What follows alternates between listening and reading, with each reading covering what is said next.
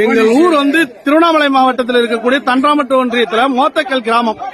எங்கள் ஊர் காலனில ஒரு இறப்பு இன்னைக்கு நடந்தது.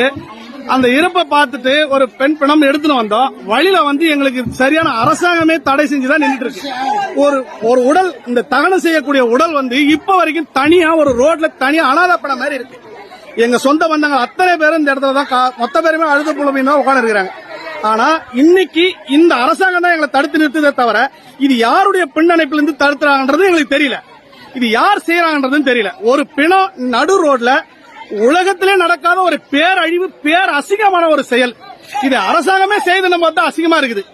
இது திராவிட மாடல்னு சொல்லி என்ன வேணாலும் சொல்லலாம். இது எதுக்குமே பயனற்ற ஒரு ஆட்சியா அமைக்கலாம் இருக்குது. இது எப்படி இது சரியான ஒரு தீர்ப்பா? இது இந்த நாட்டில் இப்படி எந்த உலகத்திலேயாவது 21ஆம் நூற்றாண்டுல கூட இந்த நாட்டு நடக்குது?